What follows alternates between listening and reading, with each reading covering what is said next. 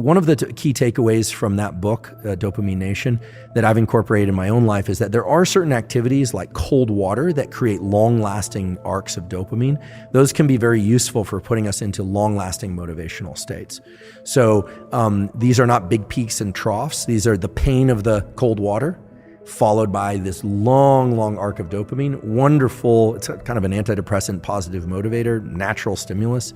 I always say if you don't have access to an ice bath, cold showers, yes, will work. If you have a shower that doesn't get cold enough, keep in mind that the original studies showing this dopamine increase had people get into 60-degree water, which is not that cold, 60-degree Fahrenheit, for 45 minutes to an hour. So your water bill might go up, but you could just draw a kind of cool bath and get in that up to the neck. So, because I realize there are sometimes some cost barriers to people. Not everyone has an ice bath. So dopamine detoxing is something that apparently today my short-term working memory is off. I can't think of any, I'm caffeinated, I can't think of any pharmacologic reason for it, but no excuses. So dopamine detox I would have thought was not something real. It seemed kind of silly to me, actually.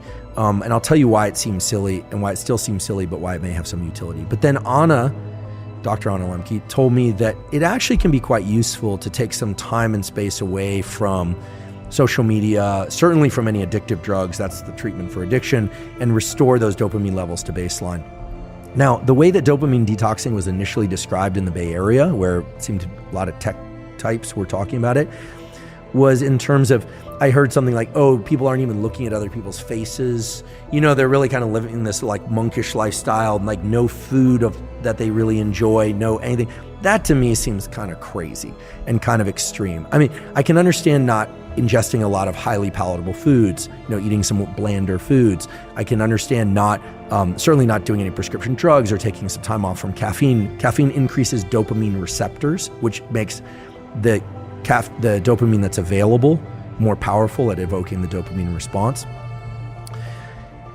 I can understand avoiding certain substances and behaviors, but the idea that you weren't going to look people in the eye because there was going to be too much dopamine, I mean, I guess it depends on who you're looking in the eye and how much their look positively arouses you, but the fact of the matter is that that's not a very rational way to think about dopamine detox. But staying out of high intensity, highly rewarding activities, I think could be useful in terms of reestablishing that dopamine balance. And everything we know from Anna's work is that dopamine, if you drive those dopaminergic states too long, addictive drugs, et cetera, people can do this with sex, food, drugs, gambling, social media, all sorts of things, pornography. What ends up happening is the amount of dopamine that's released over time goes down and down and down and down and pretty much is traversing into the territory of pain. And then people, again, are back to this thing where, they're scrolling internet porn 8, 9, 10 times or hours a day. And then they're wondering why this isn't effective for them anymore, whereas it was before. And there's an additional issue with pornography, which is not often discussed, which is that, remember, guys in particular, the brain is a learning prediction machine. And I'm not trying to say that all pornography is bad, but there are good data to support the idea that if your brain learns to be aroused by watching other people have sex, it is not necessarily going to carry over to the ability to get aroused when you're one-on-one with somebody else, right?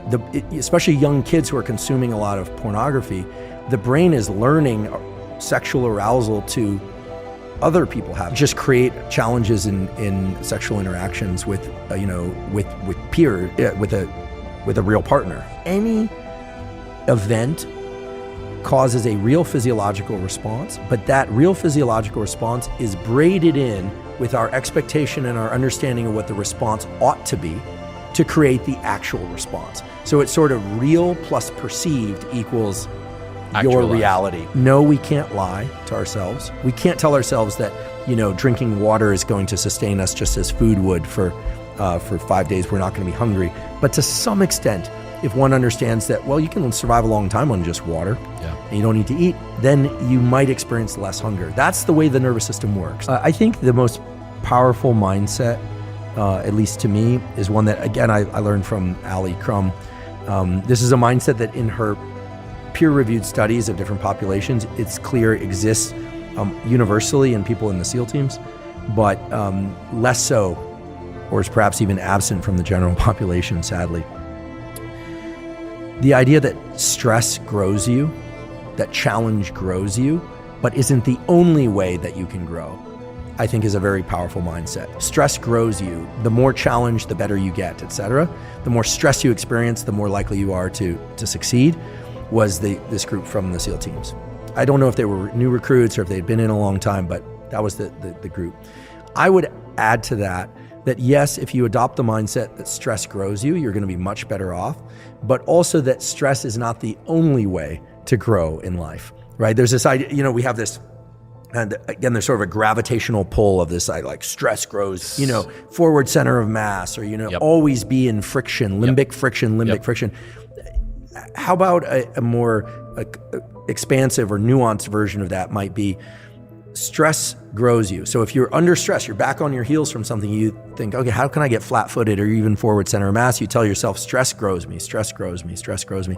But that doesn't mean stress is the only thing that will grow you, right? Learning to cycle between periods of hard work and deep, what I call non-destructive, deliberate reset, right? That's what really works over time. I can attest to that.